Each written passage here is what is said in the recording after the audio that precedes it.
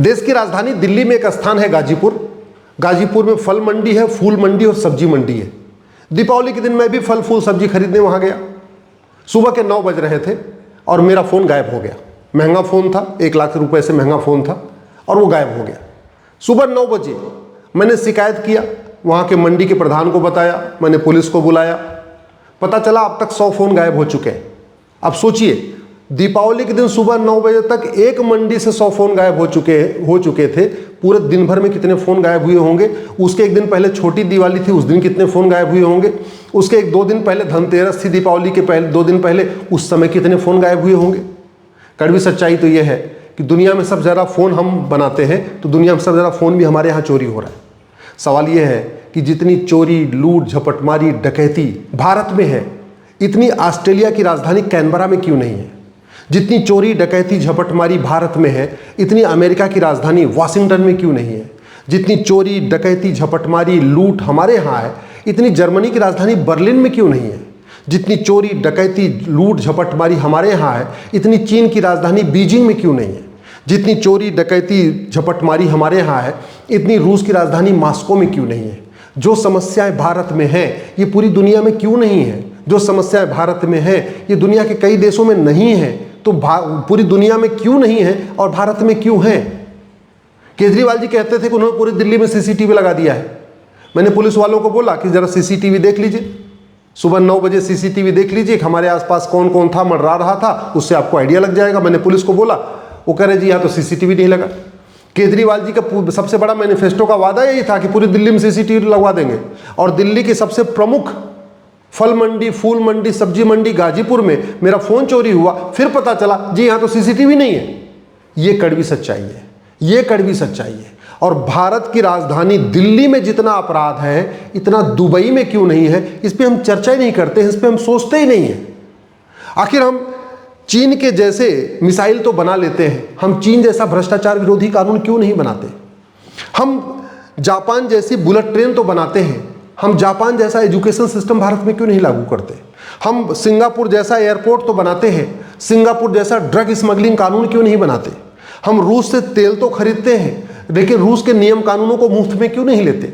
हम अमेरिका का आईफोन तो लेते हैं, देश में सभी नेताओं के पास आईफोन है, सभी नौकरशाहों के पास आईफोन है, देश में सारे जजों के पास आईफोन है, लेकिन फिर हम ये क्यों नहीं देखते कि अमेरिका में हमसे अच्छा कानून जो है उसको हम क्यों नहीं ले लेते। कानून लेने में तो कोई पैसा लेगा नहीं। हम चीन, जापान, अमेरिका, सिंगापुर या दुनिया के जिन देशों में जो अच्छे अच्छे कानून है, जो अच्छा सिस्टम है, उसको अगर अडॉप्ट करे, वो देश तो खुशी खुशी दे देगा, वो पैसा थोड़ी लेगा, रॉयल्टी थोड़ी मांगेगा। तो हम ऐसा क्यों नहीं करते, इस पर सवाल अब करना पड़ेगा। ये केवल मेरे फ़ोन की बात नहीं है, चलो मैं तो फ़ोन खरीद लूँगा, उस गरीब का क्या होगा जो 20,000 रुपये महीने कमाता है और उसने अगर 10,000 रुपये का फ़ोन खरीदा, उसका 10,000 गायब हो गया, तो उसकी महीने का आधी कमाई गायब हो गई ना। वो कहाँ से लेगा। ऐसा तो है नहीं कि वहाँ सारे बड़े लोगों का फ़ोन गायब हुआ। वहाँ तो मिडिल क्लास भी आता है, लोअर क्लास भी आता है, मजदूर भी आता है, रिक्शा चलाने वाला आता है, मंडी में फल खरीदने, फूल खरीदने, सब्जी खरीदे। दीपावली के दिन तो गरीब अमीर सब आते हैं मंडी में, बल्कि अमीर कम आते हैं, गरीब ज़्यादा आते हैं, मिडिल क्लास ज़्यादा आते हैं, और सबके फ़ोन गायब होते जा रहे हैं, उसकी कोई सुनवाई नहीं। अगर दिल्ली में फ़ोन गायब होने के बाद नहीं मिलेगा तो दिल्ली में आतंकवादी कहाँ से मिल जाएगा। अगर गाजीपुर की मंडी से फ़ोन गायब हुआ और फ़ोन नहीं मिल पा रहा है, तो गाजीपुर की मंडी से अगर कोई आतंकवादी आके बम रख देगा तो हम आतंकवादी को कैसे ढूंढेंगे, कौन आतंकवादी आया था बम रखने वाला। इस पर अब सोचने की ज़रूरत है, इस पर चिंता करने की ज़रूरत है।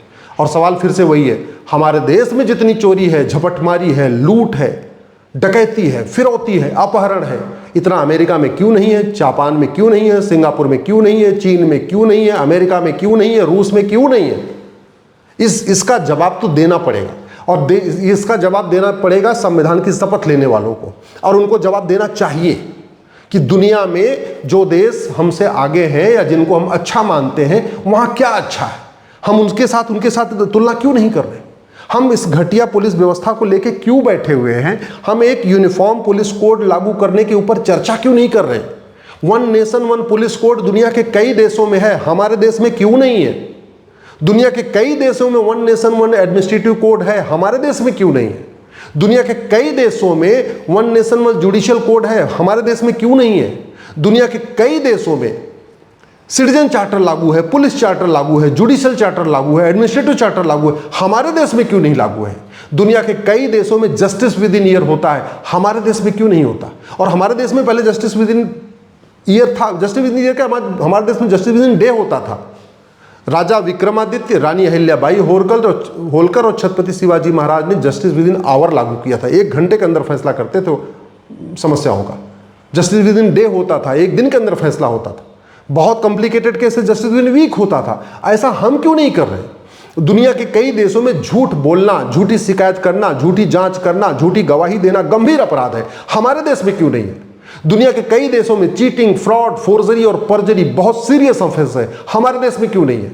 दुनिया के कई देशों में झूठ पकड़ने के लिए नार्को पॉलीग्राफ ब्रेन मैपिंग कानून है, हमारे देश में क्यों नहीं है? दुनिया के कई देशों में narco polygraph brain mapping test करने के बाद उसी के आधार पर सजा दे दी जाती है, हमारे देश में क्यों नहीं हो रहा है? ये संविधान की शपथ लेने वाले बताएं। देश की जनता जानना चाहती है कि जो समस्या भारत में है ये पूरी दुनिया में क्यों नहीं है। भारत की कोई भी समस्या लाइलाज नहीं है, भारत की कोई भी समस्या विश्वव्यापी नहीं है। जो समस्याएं भारत में है ये चीन, जापान, सिंगापुर, अमेरिका, दुबई में नहीं है। भारत की समस्या क्यों नहीं खत्म हो रही है? अगर आप कह रहे हैं कि गरीबी है इसलिए चोरी डकैती है, तो गरीबी रोको ना, जनसंख्या नियंत्रण कानून बनाओ, क्या दिक्कत है? किसने रोका हुआ है? अगर चीन हमारे दो लागू कर सकता है तो भारत क्यों नहीं लागू कर सकता? चीन में भ्रष्टाचारियों की 100% प्रॉपर्टी जब्त करने, नागरिकता खत्म करने, फांसी देने के लिए कानून बन सकता है, तो भारत में यह कानून क्यों नहीं है? सिंगापुर में ड्रग स्मगलर की 100% प्रॉपर्टी जब्त करने, नागरिकता खत्म करने, साल भर के अंदर फांसी देने का कानून है, तो यह कानून भारत में क्यों नहीं है? अमेरिका में घुसपैठियों की मदद करने को गंभीर अपराध मानते हैं, यह कानून भारत में क्यों नहीं है? अब अमेरिका में चोरी, लूट, झपटमारी को बहुत सीरियस क्राइम मानते हैं। अमेरिका में एक व्यक्ति ने केवल 2 शर्ट चुराया था, 25 साल की सजा हुई है। ऐसा कानून भारत में क्यों नहीं है? किसने रोका हुआ है? अगर हम हजारों करोड़ रुपए का हाईवे बना सकते हैं, हजारों करोड़ रुपए का एक्सप्रेसवे बना सकते हैं, हजारों करोड़ रुपए का एयरपोर्ट बना सकते हैं, हजारों करोड़ रुपए में बुलेट ट्रेन बना सकते हैं, हजारों करोड़ रुपए खर्च करके और इंफ्रास्ट्रक्चर क्रिएट कर सकते हैं, तो मुफ्त में पुलिस रिफॉर्म क्यों नहीं करते? मुफ्त में जुडिशियल रिफॉर्म क्यों नहीं करते? मुफ्त में एडमिनिस्ट्रेटिव रिफॉर्म क्यों नहीं करते? इस गुलामी की पुलिस व्यवस्था को क्यों नहीं बदलते? गुलामी की न्यायिक व्यवस्था को क्यों नहीं बदलते? गुलामी की प्रशासनिक व्यवस्था को क्यों नहीं बदलते? इस सड़े हुए सिस्टम को क्यों नहीं बदलते? गुलामी की एजुकेशन सिस्टम को क्यों नहीं बदलते?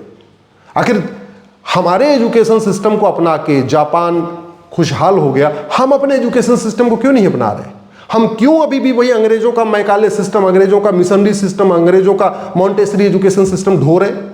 अरे अगर भारत में भी मॉन्टेसरी सिस्टम चलेगा, मैकाले सिस्टम चलेगा और मिशनरी सिस्टम चलेगा, तो भारत का गुरुकुल वैदिक सिस्टम कहाँ चलेगा? अमेरिका तो नहीं पढ़ाएगा ना इसको। हमारा एजुकेशन सिस्टम दुनिया का सबसे अच्छा था और आज की डेट में हम अपने एजुकेशन सिस्टम को लागू नहीं कर रहे। हमारा हेल्थ केयर सिस्टम दुनिया का सर्वोत्तम सिस्टम था, हम उसको लागू नहीं कर रहे। हमारे देश में अपराध नहीं था, भ्रष्टाचार नहीं था, हम उसको देख नहीं रहे कि भाई इसको खत्म कैसे करें। केवल बात एक मोबाइल फ़ोन की नहीं है, मोबाइल फ़ोन तो मेरा गया, लेकिन हमें तकलीफ इस बात की है कि जितना दर्द मुझे भी हो रहा है, इतना दर्द भारत के लाखों लोगों को हो रहा होगा। उनका भी मोबाइल चोरी हो रहा होगा, उनका भी मोबाइल कोई झपट ले रहा होगा। और ये मोबाइल होगा कैसे? मोबाइल खरीदेगा कौन? कैश में। मोबाइल बिकेगा कैसे? कैश में। अल्टीमेटली जो चोरी के सामान होते हैं, ऑनलाइन ट्रांसफर तो नहीं होते, चोरी के सामान हमेशा कैश में खरीदे जाते हैं, कैश में बिकते हैं। सरकार कैश लेन देन को रोकने के लिए कानून क्यों नहीं बना रही? सरकार 100 रुपए से बड़ा नोट क्यों नहीं बंद कर रही? जब 80% लोग 100 रुपए से कम खर्च करते हैं और जो 20% लोग 100 रुपए से ज़्यादा खर्च करते हैं, उनके पास एटीएम, पेटीएम, भीम UPI, debit card, credit card है, तो 100 रुपए से बड़ी नोट बंद करने में दिक्कत कहाँ है? ये 100 रुपए से बड़ी नोट बंद हो जाए, मैं गारंटी के साथ कहता हूँ 25% चोरी, डकैती, झपटमारी, लूट, अपहरण, फिरौती बंद हो जाएगी। अल्टीमेटली ये जितने फ़ोन चोरी हुए हैं ये बिकेंगे कैसे? बिकेंगे कैश में बिकेंगे। अगर हम 5,000 रुपये से महंगे कैश 5,000 रुपये से ऊपर कैश लेन देन बंद कर दे, ये चोरी, लूट, झपटमारी बंद हो जाएगी। क्योंकि मोबाइल चोरी करके करेगा क्या? खुद यूज करेगा तो पकड़ा जाएगा, किसी को बेचेगा तो उसको तो वो 5,000 ऊपर से कैश है ही नहीं उसके पास, वो खरीद ही नहीं सकता। हम क्यों नहीं 50,000 रुपये से महंगे सामान की महंगे ऊपर जो है संपत्ति को आधार से लिंक कर देते? हम क्यों नहीं भारत में जस्टिस विद इन ईयर लागू करते? भारत के लोग परेशान हैं, भारत के लोग दुखी हैं, भारत के लोगों में गुस्सा है, भारत में लोगों में आक्रोश है। आक्रोश है इस सड़ी व्यवस्था के खिलाफ, सड़ी हुई पुलिस व्यवस्था के खिलाफ, सड़ी हुई न्यायिक व्यवस्था के खिलाफ, सड़ी हुई प्रशासनिक व्यवस्था के खिलाफ। ये आक्रोश फूटे, ये आक्रोश सड़क पे आए, उससे पहले ही पुलिस रिफॉर्म कर देना चाहिए, जुडिशियल रिफॉर्म कर देना चाहिए, टैक्स रिफॉर्म कर देना चाहिए, एजुकेशन रिफॉर्म कर देना चाहिए, जस्टिस विद इन ये लागू कर देना चाहिए।